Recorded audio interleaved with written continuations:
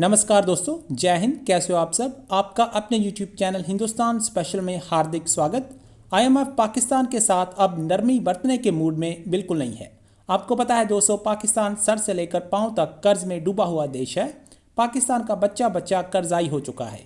ये सब पाकिस्तान की गलत नीतियों और भ्रष्टाचार की वजह से हो रहा है। अब IMF ने फिर पाकिस्तान को डू मोर करने को कहा है और पाकिस्तान को ये आदेश दिया है कि जुलाई से सितंबर तक 1000 अरब रुपए इकट्ठे करके वापस करो, नहीं तो उसे गंभीर नतीजे भुगतने पड़ेंगे। इसके लिए पाकिस्तान को बिजली और टैक्स में बढ़ावा करना होगा, जिसका सीधा असर महंगाई पर पड़ेगा। IMF की शर्त पाकिस्तान सरकार को माननी ही पड़ेगी।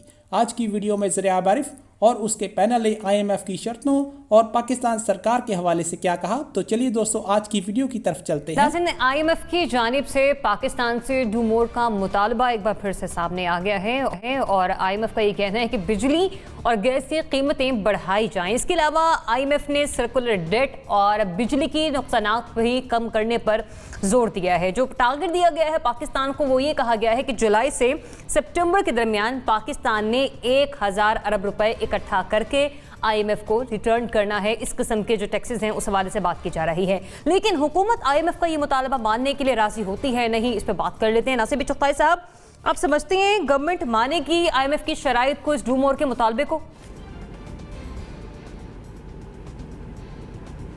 देखिए, गवर्नमेंट ने मुआहदा किया हुआ IMF से, IMF की शराइत के ऊपर, और वो जब भी IMF शर्त लगाती है तो वो इस मुफाद उसके अपने मुफाद में होती है कि ये इतना टैक्स लगा दें कि मेरा कर्जा वापस कर सकें। वो गारंटी लेती है इस बात की कि आप कर्जा वापस करने के लिए इक़दाम करेंगे। तो हुकूमत को जो इक़दाम तजवीज़ किए IMF ने, हुकूमत ने वो करने हैं, चाहे ना चाहें, रोएं गाएं, कुछ भी करें, माजी की हुकूमतों को बुरा भला कहें, 72 साल के निज़ाम को बर्बाद कर दें बुरा, लेकिन करना वही है। IMF के पास आप गए थे, देर से गए ताख़िर से गए, ये एक अलग बहस है, लेकिन जब IMF आती है तो अपने साथ एक बंडल लाती है कंडीशंस का, शराइत का, कि जी आपके हाथ में ये हथकड़ी होगी। तो हथकड़ी हमने पहन ली हुई है, हमने पहन ली, मजबूरी है हमारी और दुरुस्त पहनी हुई है हमने। अगर हम नहीं पहनते तो हमारा हाल बहुत बुरा होता। सही। मोना एमबीसी ने भी कहा कि गवर्नमेंट ने IMF से मुआहदा किया हुआ है। मैं एक पॉइंट यहाँ पे ऐड कर लूँ कि अगर मुआहदा IMF से है तो एक वादा आवाम से भी है। इस साल के बजट में किया गया कि दिसंबर 2020 तक अब बिजली और गैस की कीमतों में इजाफा नहीं किया जाएगा। तो बताइए, फिर मानेगी मुतालबा ये गवर्नमेंट? जी बिल्कुल ज़रियाब, आप बिल्कुल सही कह रहे हैं, आपने अच्छा रिमाइंड कराया है और मैं उम्मीद करती हूँ और इंशाल्लाह, बस क्या मैं बोलूँ कि आपके वादे पे को वो ज़्यादा वफा करें और IMF के वादे को कम वफा किया जाए। लेकिन बात ये बिल्कुल दुरुस्त है, IMF अपने साथ एक शराइत का अंबार लेके आता है। IMF का साइकिल एक विशेष साइकिल है। इस दफ़ा IMF के साथ हम जिस डील में है वो उसमें शराइत और मुश्किल है और काफ़ी वीक ग्राउंड्स पे है पाकिस्तान। FATF की तलवार अलग हमारे सर पे लटक रही है। IMF इस दफ़ा बड़ा वेटेज दे रहा है, ये भी एक हैरत की बात है कि जी FATF ने आपको ये कहा है तो वो कहा है वगैरह वगैरह। मुझे लगता है ये वाकई इनको करना पड़ेगा। अगर ये इस्लाहात नहीं करते हैं तो इनको इसी तरह से टैक्स कलेक्ट करना पड़ेगा, यानी कि इनडायरेक्ट टैक्सेस का इन्हिसार करना पड़ेगा। इसके अलावा मुझे कोई और रास्ता समझ नहीं आ रहा। ऑलरेडी कोई 212% तक मेरा ख्याल है गैस के निर्यात बढ़ चुके हैं, क्योंकि जो सब्सिडी पहले दी गई थी वो विड्रॉ की थी और पहले जो डील्स रही है IMF के साथ उनको हम किसी न किसी तरह आमादा कर लेते थे कि जी ये सब्सिडी इंटैक्ट रहने दें। मुझे लगता है इनको चाहिए मजीद बातचीत करें। अवाम यकीनन मजीद महंगाई का बोझ इतनी सूरत हाल में नहीं उठा सकते हैं, मुझे लग रहा है, लेकिन फिर भी मैं एक चीज़ मुझे लगता है कि ये गालिबन करेंगे। फिर भी उसका रीजन मुझे ये लग रहा है कि वजीर आजम साहब ने अब से कुछ रोज पहले एक कॉन्फ्रेंस से खिताब करते हुए ये कहा था कि इस दफा शदीद गैस का बहरान आएगा और साथ साथ उन्होंने ये भी कहा था कि जो सब्सिडीज हैं वो डायरेक्ट अच्छी जगहों पर नहीं लग रही और गुर्बत के खात्मे के लिए डायरेक्टेड नहीं है। तो लिहाजा वो एक ऑलरेडी हिंट मुझे लगता है दे चुके हैं कि वो मजीद सब्सिडीज अगर विड्रॉ करते हैं तो ये खदशा मुझे है। और मुझे लग रहा है कि जैसे उन्होंने एक प्रेपरेटरी स्पीच आवाम के लिए दी थी कि जैसे गालिबन अनफॉर्चुनेटली अगर कीमतें बढ़ानी पड़ जाए उनको, ये जो शराइत हैं इससे हुकूमत बखूबी वाकिफ है,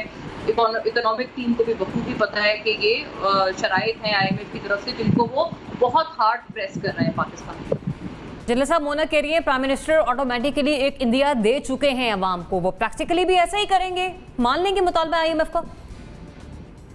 देखिए जरियाब, ये गलती वहां से हुई या होती है जब हम आईएमएफ के पास जाते हैं। कर्जा वैसे भी बुरी चीज है, लेकिन आईएमएफ का कर्जा तो बहुत ही बुरी चीज है, क्योंकि वो किसी भी मुल्क की इकोनॉमी को ठीक करने के लिए नहीं देते, वो आपको बर्बाद करने के लिए देते हैं। उनके 3-4 मुतालबे होते हैं।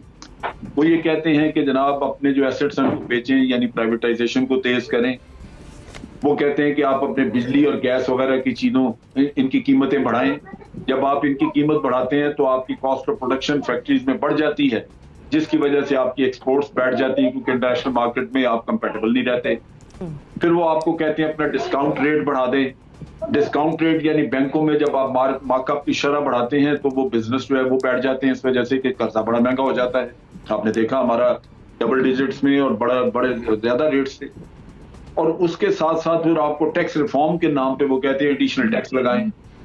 उनको गर्ज होती है सिर्फ आपसे अपने पैसे वसूल करने की, उससे ये गर्ज नहीं होती उनकी कि ये कर्जा जो दिया है इससे कोई इनकी फलाह व बहबूद का काम होगा, वो तो होता नहीं। तो आपकी जब एक्सपोर्ट भी नहीं बढ़ेगी, कारोबार भी आपका एक्सपेंड नहीं होगा, क्योंकि आपके मार्कअप रेट वगैरह इस तरह के हैं, तो फिर ले दे के आप लोगों की जेबों से निकालेंगे, इसके अलावा तो हाल ही कोई नहीं।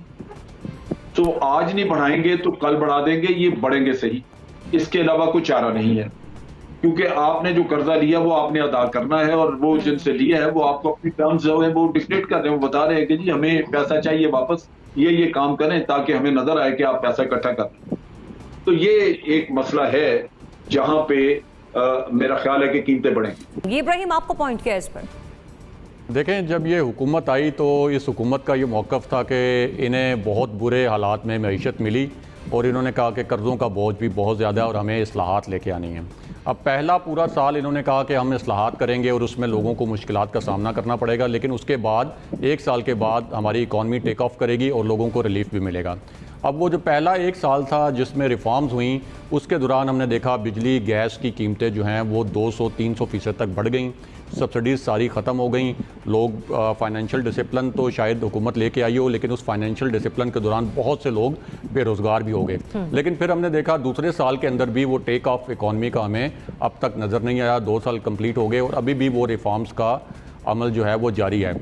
अब हुकूमत जो आपको मैक्रो जो इंडिकेटर दिखाती है, मिसाल के तौर पर कि आपका करंट अकाउंट डेफिसिट जो है वो बड़े अच्छे तरीके से मैनेज हो गया है, आपकी एक्सपोर्ट्स बढ़ गई हैं, आपका ज़र मुबादला जो है वो रिकॉर्ड अब बन रहे हैं जो पाकिस्तान में आ रहा है, लेकिन अवाम देखते हैं कि उनको ग्राउंड पे क्या मिल रहा है, यानी माइक्रो लेवल पे कुछ नहीं हो रहा। माइक्रो लेवल पे ये जो बड़े फिगर हमें बड़े अच्छे नज़र आते हैं, असल तो मसला ये है कि आवाम को इनका क्या फ़ायदा हो रहा है।